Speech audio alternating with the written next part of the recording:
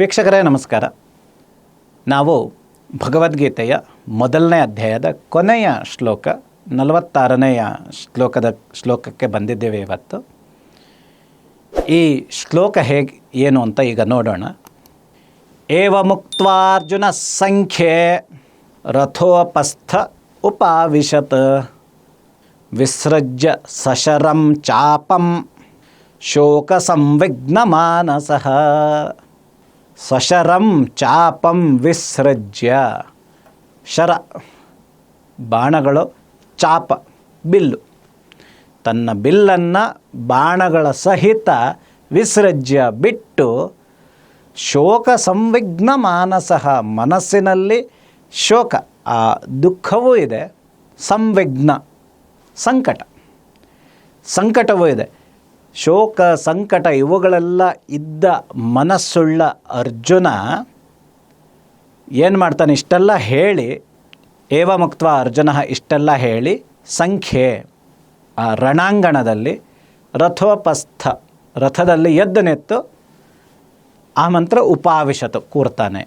ಅಂದರೆ ಇಷ್ಟೆಲ್ಲ ಹೇಳ್ದ ಕೃಷ್ಣನ ಹತ್ರ, ಒಂದು ಸರ್ತಿ ನೋಡೋಣ ಅಂತ ಎದ್ದು ನಿಲ್ತಾನೆ ರಥದಲ್ಲಿ, ಶಸ್ತ್ರಗಳನ್ನು ನೋಡೋಣ ಅಂತ ನೋಡ್ತಾನೆ. ನೋಡಿದಾಗ ಈ ಎಲ್ಲ ನೆನಪುಗಳು, ಈ ಎಲ್ಲ ಭಾವನೆಗಳು ಒಟ್ಟೊಟ್ಟಿಗೆ ಬಂದು ಶೋಕ ಸಂವಿಘ್ನ, ಬೇಜಾರು ಆಗುತ್ತೆ, ಸಂಕಟವೂ ಆಗುತ್ತೆ. ಅಂತಹ ಮನಸ್ಸುಳ್ಳ ಅರ್ಜುನ ಸಶರಂ ಚಾಪಂ ವಿಸೃಜ್ಯ ಉಪಾವಿಶತ್, ಆ ತನ್ನ ಬಾಣ, ಬಿಲ್ಲು, ಗಾಂಡೀವ ಇದನ್ನೆಲ್ಲ ಬಿಟ್ಟು ಆತ ಕೂರ್ತಾನೆ. ಅಂದರೆ ನಾವು ಇದನ್ನು ಸ್ವಲ್ಪ ಇನ್ನೊಂದು ನೆಲೆಯಲ್ಲಿ ಅರ್ಥ ಮಾಡ್ಕೊಳ್ಳೋದು ಅಂದರೆ, ದೇವ್ರ ಹತ್ರ ಹೋಗಿ ನನಗಿಷ್ಟೆಲ್ಲ ಗೊಂದಲ ಇದೆ, ನೀನು ದಾರಿ ತೋರಿಸುವಂಥ ಆ ದೇವರಿಗೆ ಶರಣಾಗದು, ಆ ಶರಣಾಗತಿಯ ಭಾವನೆ ಏನಿದೆ, ಅಲ್ಲಿಂದ ಮುಂದೆ ಆತ ಒಳ್ಳೆಯ ಜ್ಞಾನವನ್ನು ಪಡೆಯಲು ಅರ್ಹನಾಗ್ತಾನೆ. ಒಳ್ಳೆಯ ಜ್ಞಾನವನ್ನು ಪಡೆಯಲಿಕ್ಕೆ ನಮ್ಮ ಯೋಗ್ಯತೆ ಏನು ಅಂದರೆ, ನಾವು ಗುರುಗಳ ಹತ್ರ ಶರಣಾಗಬೇಕು. ನಾವು ನಮ್ಮನ್ನು ಯಾರು ದಾರಿ ತೋರಿಸಬಲ್ಲರೋ ಅವರಿಗೆ ಸಂಪೂರ್ಣ ಶರಣಾಗತಿಯನ್ನು ನಾವು ಹೊಂದಿದಾಗ, ನಾವು ಅಲ್ಲಿಂದ ಬರುವ ಆ ಗುರುಮುಖೇನ ಬರುವ ಅಷ್ಟು ಜ್ಞಾನವನ್ನು ನಾವು ಸ್ವೀಕಾರ ಮಾಡಿ ಅದರನ್ನು ಸಂಪೂರ್ಣವಾಗಿ ಸಿದ್ಧಿ ಮಾಡಿಕೊಂಡು ಮುಂದೆ ಬೆಳೀಲಿಕ್ಕೆ ಅನುಕೂಲ ಆಗುತ್ತೆ. ಆ ಜ್ಞಾನ ನಮಗೆ ಬರಬೇಕು ಅಂದರೆ ನಮ್ಮಲ್ಲಿರೋ ಅಹಂಕಾರ ಹೋಗಬೇಕು.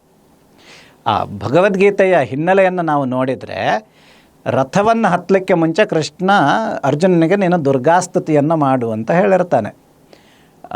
ಇದನ್ನು ನಾನು ವೀಣಾ ಬನ್ನಂಜೆಯವರ ಒಂದು ಉಪನ್ಯಾಸದಲ್ಲಿ ಕೇಳಿದ್ದೆ.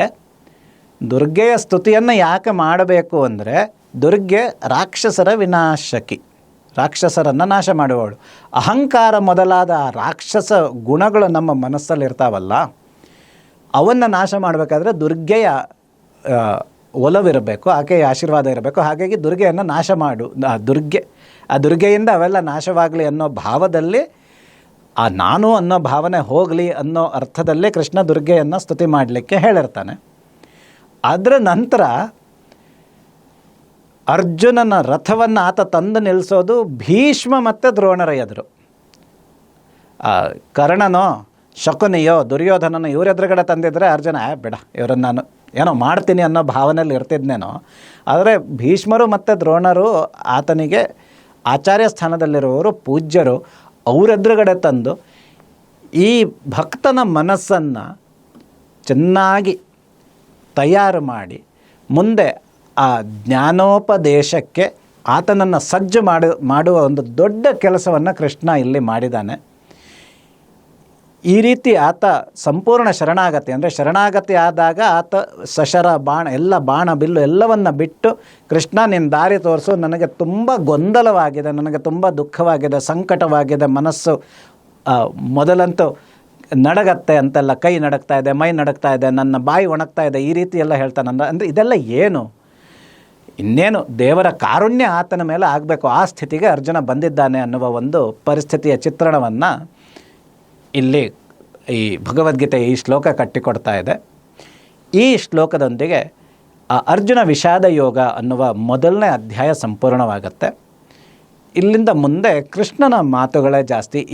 ಈ ಅಧ್ಯಾಯದಲ್ಲಿ ಎಲ್ಲೂ ಕೃಷ್ಣನ ಮಾತುಗಳು ಇರಲಿಲ್ಲ. ಕೃಷ್ಣನ ಮಾತು ಏನಿತ್ತು ಅಂದರೆ, ಇಲ್ಲಿ ನೋಡು ಸುತ್ತ ಯಾರಿದ್ದಾರೆ ನೋಡು ಅಂತ ಒಂದು ಕಡೆ ಒಂದು ಮಾತಿತ್ತು ಬಿಟ್ಟರೆ, ಮತ್ತೆಲ್ಲ ಅರ್ಜುನ ಹೇಳಿದ್ದು ಅಲ್ಲಿ ಏನಾಗಿತ್ತು ಅನ್ನುವ ವರದಿಗಳೇ ಇದ್ವು. ಇನ್ನು ಮುಂದೆ ಸಾಂಖ್ಯಯೋಗ 2ನೇ ಅಧ್ಯಾಯದಿಂದ ಕೃಷ್ಣನ ಮಾತುಗಳೇ ಇರುತ್ತೆ. ಇದನ್ನು ಮುಂದೆ ನಾವು ಪರಿಚಯ ಮಾಡ್ಕೊಳ್ತಾ ಹೋಗೋಣ. ಇಂದಿನ ಈ ಶ್ಲೋಕದ ಪರಿಚಯ ಹೀಗಿತ್ತು. ಎಲ್ರಿಗೂ ನಮಸ್ಕಾರ.